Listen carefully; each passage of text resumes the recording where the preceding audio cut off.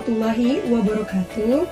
Saya Ramana Sari Faiza, peserta Latsar tahun 2021 Pemerintah Provinsi Kepulauan Riau.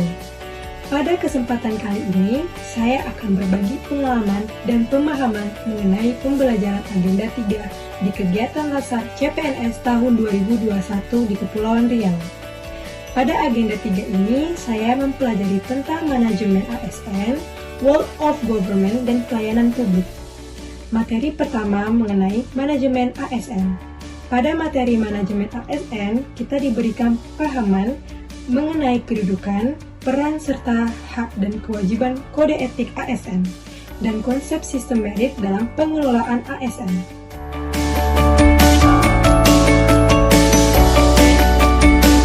Manajemen ASN adalah pengelolaan ASN untuk menghasilkan pegawai ASN yang profesional, memiliki nilai dasar etika profesi, bebas dari intervensi politik, bersih dari praktik korupsi, kolusi, dan nepotisme.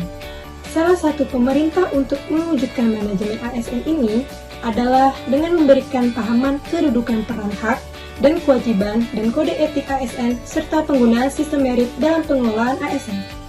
Kita sebagai pegawai ASN berkedudukan sebagai unsur aparatur negara yang menjalankan kebijakan yang telah ditetapkan oleh pimpinan instansi pemerintah serta harus bebas dari pengaruh dan intervensi semua golongan dan partai politik.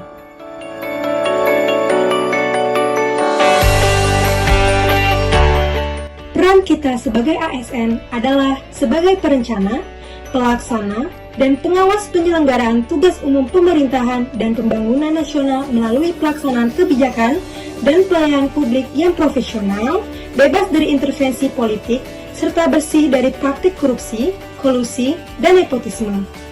Nah, dari peran tersebut, kita bisa mengetahui fungsi kita sebagai ASN, yakni sebagai pelaksana kebijakan, sebagai pelayanan publik, serta sebagai perekat dan pemersatu bangsa.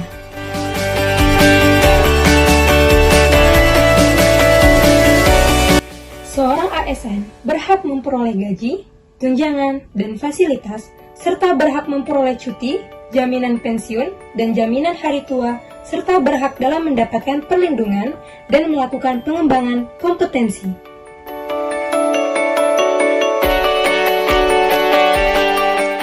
Nah, selain memiliki hak, tentu kita sebagai ASN memiliki kewajiban. Kewajiban kita sebagai ASN yang pertama adalah setia dan taat pada Pancasila dan Undang-Undang Dasar 1945, NKRI, dan pemerintah. Kita juga wajib menjaga persatuan dan kesatuan bangsa dan melaksanakan kebijakan yang dirumuskan pejabat pemerintah yang berwenang.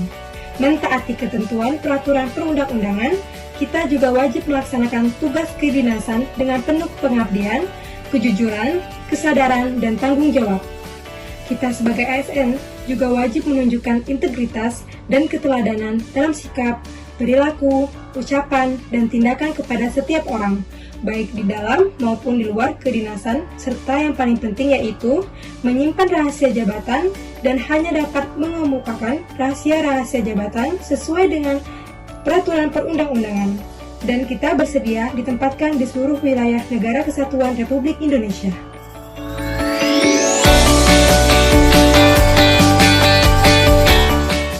Kode etik dan kode perilaku ini bertujuan menjaga martabat dan kehormatan ASN. Penting adanya kode etik ini karena kode etik ASN ini berfungsi sebagai pedoman panduan birokrasi atau aparatur sipil negara dalam menjalankan tugas dan kewenangan agar tindakannya dinilai baik. Yang kedua, sebagai standar penilaian sifat perilaku dan tindakan birokrasi atau aparatur sipil negara dalam menjalankan tugas dan kewenangannya. Dan etika birokrasi juga penting sebagai panduan norma bagi aparat birokrasi dalam menjalankan tugas pelayanan pada masyarakat dan menempatkan kepentingan publik di atas kepentingan pribadi, kelompok, dan organisasi. Dan tak kalah penting dalam manajemen ASN adalah konsep sistem merit dalam pengelolaan ASN.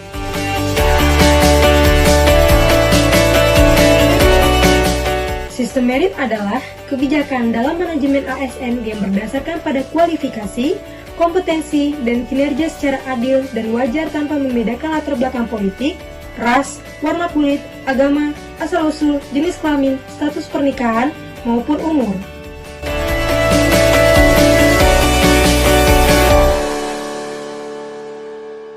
Whole of Government membekali peserta Latsar dengan pengetahuan tentang sistem pengelolaan pemerintahan yang terintegrasi dalam penyelenggaraan pemberian pelayanan melalui konsep Whole of Government.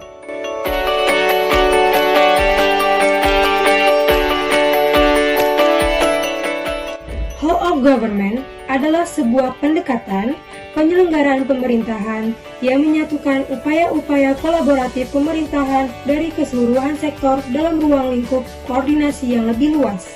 Whole of Government pada dasarnya adalah sebuah pendekatan fungsi dalam ruang lingkup koordinasi yang lebih luas guna mencapai tujuan bersama dalam pembangunan kebijakan manajemen program dan pelayanan publik.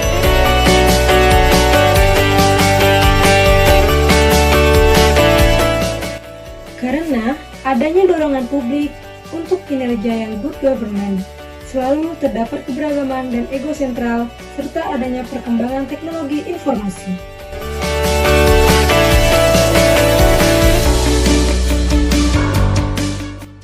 WOG dapat dilakukan dengan adanya respon pemerintah yang terintegrasi, menghilangkan sekat sektoral, dan adanya kerjasama kolaborasi, koordinasi, dan sinergitas antar instansi pemerintah.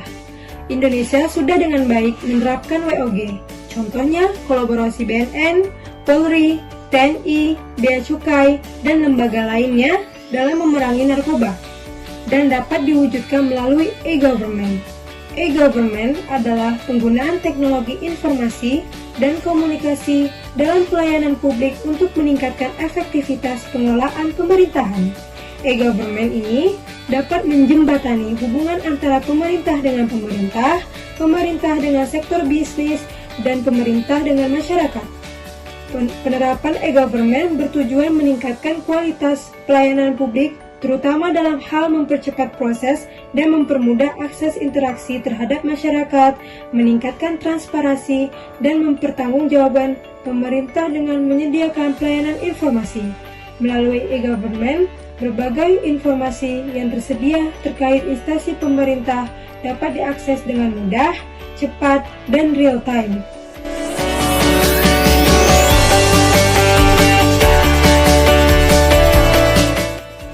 Pada materi pelayanan publik, peserta pelatihan dibekali dengan kemampuan untuk memberikan pelayanan yang berkualitas melalui konsep dan prinsip pelayanan publik serta pola pikir ASN sebagai pelayanan publik.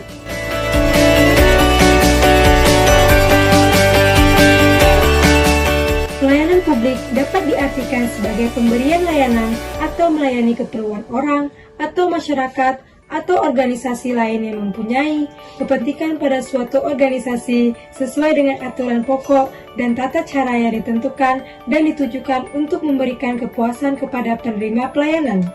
Terdapat 3 unsur penting dalam pelayanan publik, yaitu yang pertama adalah organisasi penyelenggara pelayanan publik, kedua, penerima layanan yaitu orang, masyarakat, atau organisasi yang berkepentingan, kemudian unsur ketiga adalah kepuasan yang diberikan atau diterima oleh penerima layanan tersebut.